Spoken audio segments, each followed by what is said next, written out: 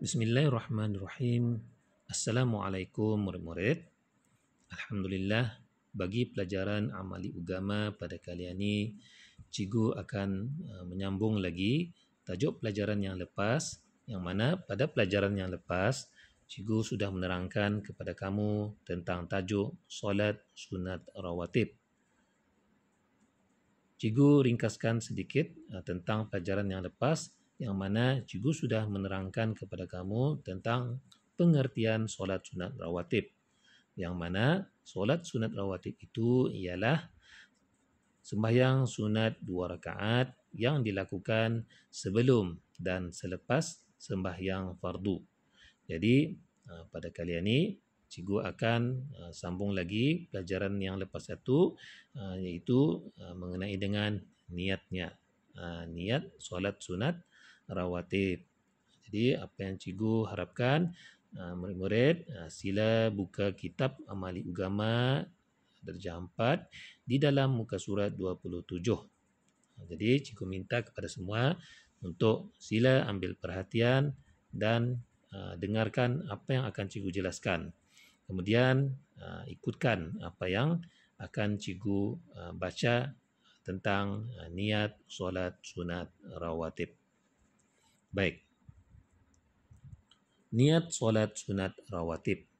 Yang pertama, niat solat sunat 2 rakaat sebelum dan selepas solat fardu zuhur. Niat sebelum fardu zuhur.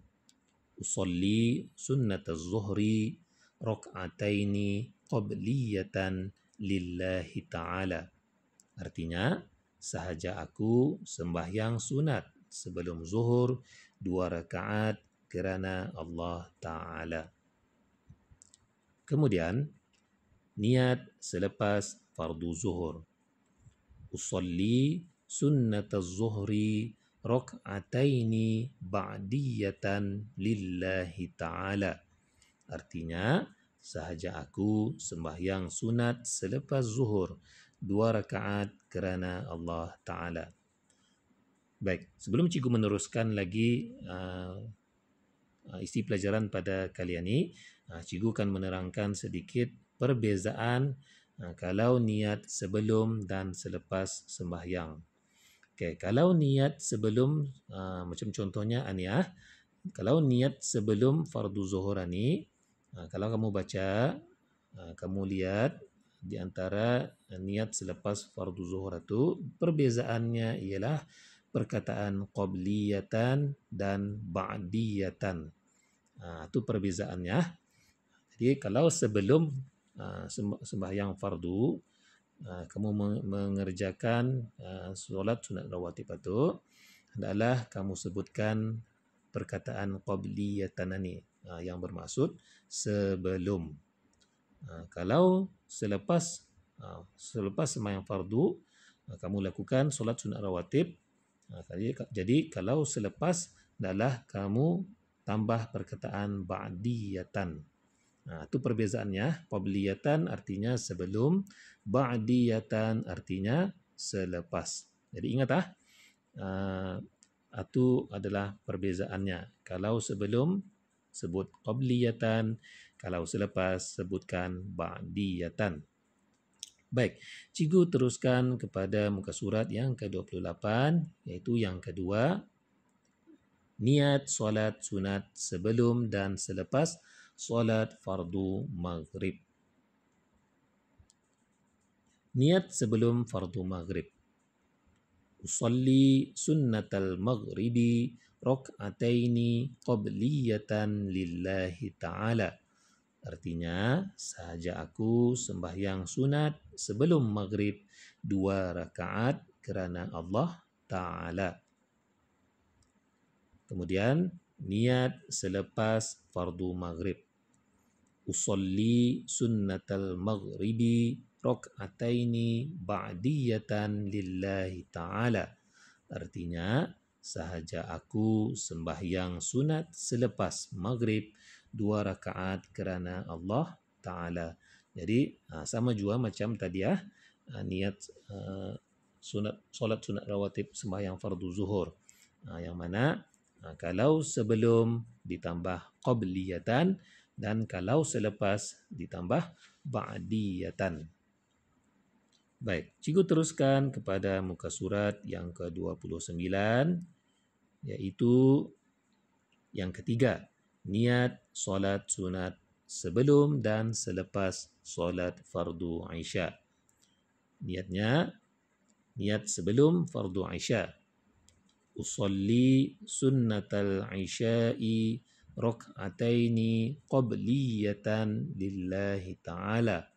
Artinya, sahaja aku sembahyang sunat sebelum Isya 2 rakaat kerana Allah Ta'ala.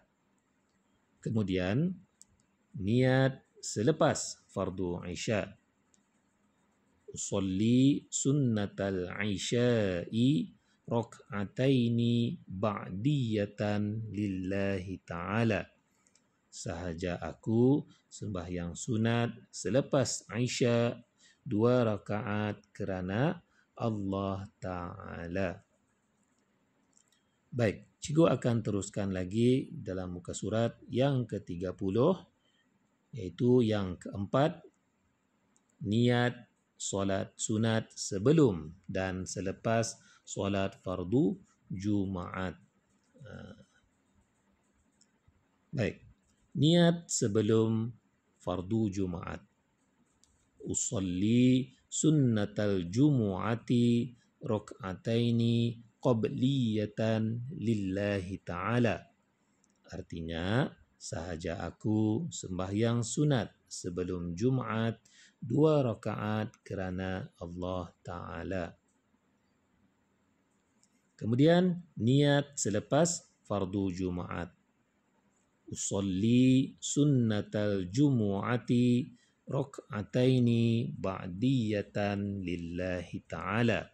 Artinya, sahaja aku sembahyang sunat selepas Jumaat 2 rakaat kerana Allah Ta'ala. Kemudian cikgu sambung lagi muka surat yang ke-31, iaitu yang kelima, niat solat sunat sebelum solat fardu subuh. Usalli sunnatas subhi rak'ataini lillahi ta'ala. Artinya, sahaja aku sembahyang sunat subuh 2 rakaat kerana Allah Ta'ala. Kemudian, cikgu sambung lagi yang keenam, iaitu niat solat sunat sebelum solat fardu asar. Usalli sunnatal asri rak'ataini lillahi ta'ala. Artinya, sahaja aku sembahyang sunat asar 2 rakaat kerana Allah Ta'ala. Okey, daripada niat-niat yang cikgu baca itu tadi, kalau kamu perhatikan, niat solat sunat bagi sembahyang fardu 5 waktu termasuklah sembahyang fardu Jumaat, hanya sembahyang fardu subuh dan fardu asar sahaja niat solat sunat rawatib itu dilakukan sebelum sahaja. Jadinya kalau sebelum sahaja bermakna indah ada solat sunat rawatib selepas sembahyang fardu subuh dan selepas sembahyang fardu asar.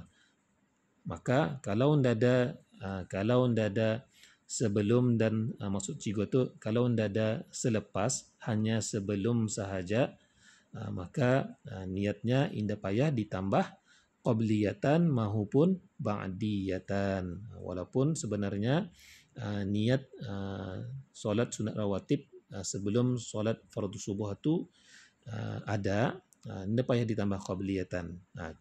Cukup hanya kamu baca usalli sunnatas subhi rak'ataini lillahi ta'ala sahaja. Sebabnya tidak ada ba'diyatan. Sebab itu tidak payah ditambah qabliyatan. Sama juga dengan niat solat sunat rawatib sebelum sembahyang fardu asar. Tidak payah ditambah qabliyatan Kerana sembahyang fardu asar hanya ada qabliyatan saja, maksudnya sebelum sahaja, tidak ada selepasnya. Jadi kalau tidak ada selepas sembahyang fardu asar, hanya sebelum sembahyang fardu asar saja, jadi indah payah kamu tambah qabliyatan di dalam niat kamu. Cukup hanya dibaca usolli sunnatal asri raka'ataini lillahi ta'ala tanpa ada qabliyatan. Sama juga macam tadi sembahyang fardu asar, hanya sembahyang fardu subuh cuma ada sebelum sahaja. Jadi kalau kamu baca niatnya, indah payah tambah qabliyatan dan ba'diyatan. Jadi daripada pelajaran pada hari ini, pada kali ini, sampai sana saja. Apa yang dapat cikgu ringkaskan daripada pelajaran pada hari ini, sembahyang ataupun niat sembahyang solat sunat rawatib yang cikgu terangkan tadi, kalau sembahyang itu ada sebelum dan selepas, maka kalau sebelum sembahyang fardu itu, hendaklah kamu tambah qabliyatan. Dan kalau selepas, hendaklah kamu tambah ba'diyatan di dalam niat sembahyang sunat rawatib. Itu tadi Kemudian, kalau indah ada sebelum dan selepas, contohnya di dalam sembahyang fardu subuh dan sembahyang fardu asar, sembahyang sunat rawatibnya hanya sebelum sahaja. Jadi kalau sebelum sahaja ada, maka indah payah ditambah qabliyatan maupun ba'diyatan. Cukup hanya disebut niat seperti yang tertera di dalam skrin yang cikgu lihatkan ini, iaitu terus saja baca selepas usolli sunnatas subhiyah itu, terus saja raka'ataini lillahi ta'ala. Sama juga asar, usolli sunnatal asri raka'ataini lillahi ta'ala. Indah payah ditambah qabliyatan. Okey. Jadi daripada isi pelajaran pada hari ini, cikgu harapkan mudah-mudahan murid cikgu ini dapat memahami ataupun jelas tentang isi pelajaran pada hari ini. Mudah-mudahan apa yang cikgu sampaikan pada kali ini dapat dipahami, dan bukan saja dapat dipahami, dapat diamalkan. Kamu lakukan sembahyang sunat rawatib ini. Kerana apa? Kerana bukan sahaja perkara-perkara wajib yang perlu kita ni lakukan, tetapi perlulah kita ni perbanyakkan juga dalam melakukan perkara-perkara yang sunat, terutama sekali kalau ia dikatakan sunat muakkadah. Okey, kalau ia sunat muakkadah tu, sunat itu dituntut, dituntut maksudnya lebih baik kita ni amalkan, kita ni lakukan. Kerana apa? Kerana ia selalu dilakukan oleh Nabi kita ni. Kan Nabi kita ni adalah sebagai contoh kepada kita ni. Jadi apa yang dilakukannya, maka kita ni sunat melakukan apa yang dilakukan ataupun apa yang dibaca oleh Nabi kita ni. Jadi untuk pelajaran pada hari ini sampai sana saja. Sekian. Assalamualaikum warahmatullahi wabarakatuh.